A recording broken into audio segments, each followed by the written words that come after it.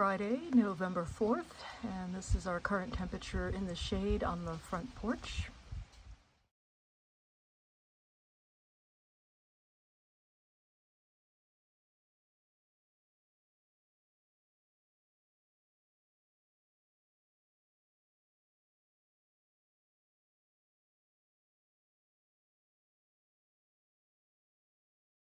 There's Frida enjoying another day in the sunshine out here.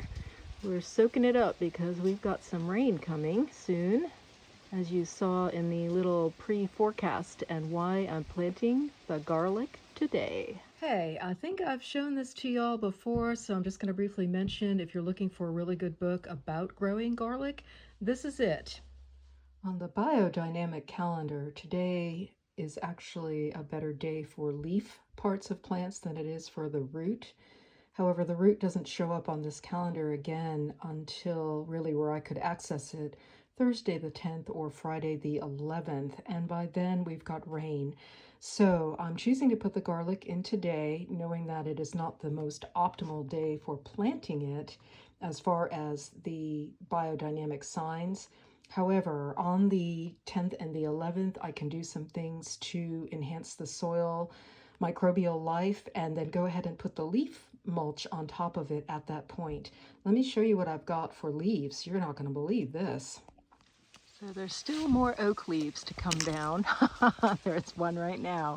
This is the back side of the house, and we have this retaining wall here, and then the house and this little narrow space of sidewalk, and lots of leaves get trapped back here every year. And then there's this is actually, I don't know if you can see it, there's this huge rock behind the house, and it goes way up the hillside here towards my neighbor. Anyway, this is like the most excellent place for me to gather leaves, and they are a mix. So obviously there's oak here without question. There's birch here as well, sassafras. I'm seeing tulip leaves, tulip poplar leaves. Let's see what else is coming down in here. Maple, I'm seeing maple. So all the trees that are above me here, things just blow in. And there's also chestnut. These leaves are vital for adding nutrition to the garden, as so many of us have talked about in our channels and on our videos. This is also the ideal thing here, those of us who have deciduous trees, this is the ideal thing to mulch your garlic with. However, you do not want to leave the leaves the way they are right now, because these flat leaves, once they get wet, will plaster themselves together, kind of like the pages in a book left out in the rain. So the ideal thing to do is to chop them up, and if you have a bagger mower, you're all set. And that's what I will be doing with this. And they go way down there. So that's the other part of what's going to be happening for me today. But let's get started. I want to show you planting the garlic. So I made this little planting stick so that I could keep track of myself. Once I start planting a few of them, then it's just intuitive, but initially I want to make sure that, number one, I'm getting the bulb in and enough soil covering over top of it based on where I live and the freezes that we have, so it's 1.5 inches deep. I'm choosing to keep track of the spacing, so we've got 8 inches here or 6 inches here, depending. And then it was just a cut off piece of wood, and I like the shape of it because I like shapes. Anyway, that's, and then I have a measurement also for covering the leaf mulch at least 6 inches deep, because through the course of the winter, this will compress and rot down, even though it is chopped, and you've seen that in the other videos. So I believe I've mentioned before the importance of not separating the garlic cloves from the stem until the day that you intend to set them, because as soon as you separate the garlic cloves from the stalk, it begins an activation process, and the plant says, okay, it's time to wake up. Now, The whole point of planting the garlic is to have it for cooking, and you want it to last as long as possible, which is why we don't break the cloves apart until we're ready to cook with them also, because that will transform them and start waking them up as well. And then you've got garlic in the house that's sprouting potentially, and then you're having to cut out the inner green stalk in the center of it. Some chefs claim that it's very bitter, and they always take it out when they're cooking. So I'm not seeing any green popping out, nor am I really seeing any root growth on the bottom. So I feel that although I am 3 days later into the season planting this than I was last year, the garlic itself is not waking up yet. And so I feel the plants are going to be okay. When you're separating the cloves out, do what you can to keep the skins on them. You don't really want to plant them with that paper skin off. You want to keep it intact, because that protects the clove in the ground until it starts growing. And like everything, we're going to choose, as gardeners, we're going to choose the biggest and best looking cloves to plant. Now, I've given some of these away already to friends and family members, and I'm going to save some out for to gift as Christmas presents as well.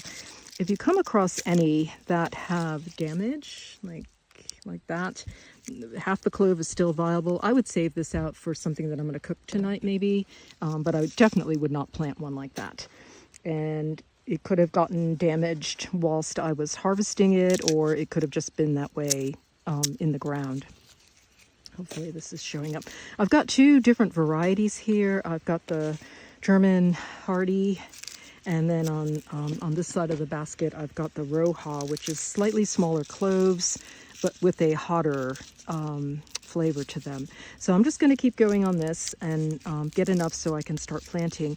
I did want to say that last year I only planted 1 row of garlic, and my landscape is changing in that the trees along the perimeter of my property on the south side have gotten much taller. So my garden is getting a lot shadier than it was when I first started gardening in this location.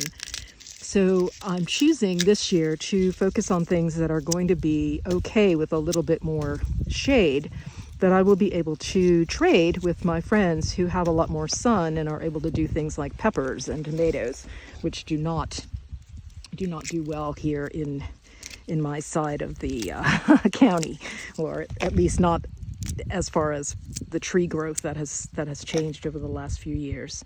So I'm just going to keep going on this, and then I'll bring you over to the garden when I start planting.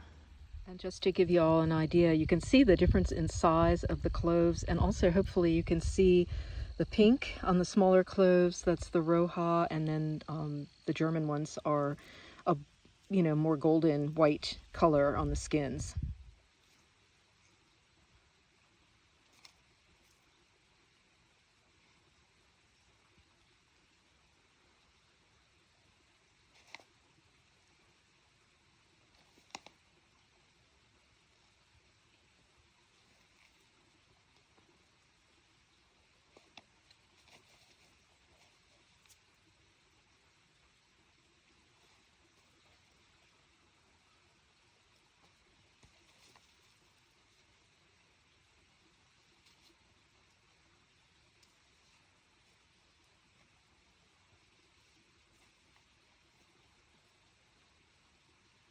I'm doing the German Hardy on this row here because it's a little bit wider, and I'm going to space them the 8 inches apart.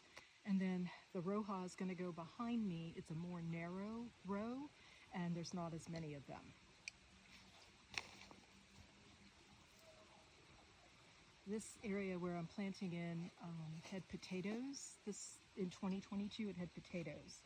And I added some soil amendments to it when I was complete with digging up the potatoes. We've had a couple of good rains since then, and so this is prepared now for the garlic. And I'll show you the compost that I retrieved from the compost pile, and I'm going to top the bed with that once I get these all planted, and I'll show you.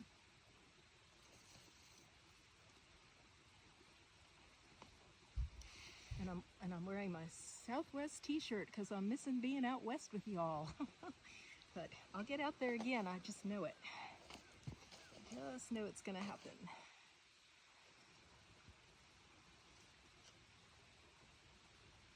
Also, you may not be able to see it from this angle, but I am triangulating them or staggering them so that they're not all in a straight line. They're going to be offset from one another, so they will have more space as they're growing. In addition to the spacing between the plants, they're on an angle from each other, so they won't compete so much for the sunlight, which, as I mentioned here, is a premium.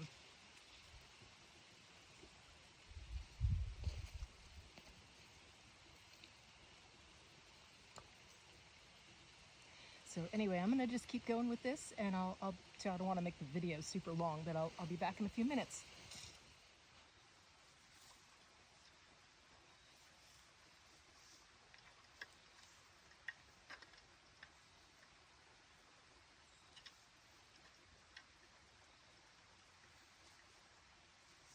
So just get them all covered in by turning the rake to the back side to pull the soil over top of them. And then I'm going to just tap it down a little bit, and let me show you the compost. You can easily see the difference in the color. Although this garden soil is getting darker every year, it's still not as dark as compost. So I'm out here in the compost bin, which you all will remember from one of my other videos, and I just dug down into this to get a hold of some really nice compost, and I'm going to spread that on top. You'll see now in a moment. So you can see the rake tine marks where I tamped the soil down lightly over top of the garlic. Here's the compost, and you can clearly see the difference between the soil and the compost. It's definitely darker. So this is going to add some microbial life to the top of the soil, and then over top of this I will be placing the chopped up leaves, and I'll show you that later. Well, it's getting to be dark 30. The milkweeds are exploding everywhere. And finally, there it is, both beds covered with the good compost. The last step in my procedure here is to put the chopped leaves on. I haven't bagged them yet, so hopefully it's not going to rain yet. Maybe I'll be able to get those in tomorrow morning. And I'll just set them aside because I want the ground to actually get a little bit frozen before I cover it up with the leaf mulch. And that will be coming potentially after the rain as we're dropping down into the 30s. All right, see you in the next video. Until then, and I will post a short once I get the leaves on just so you can see what it looks like. All right, till then.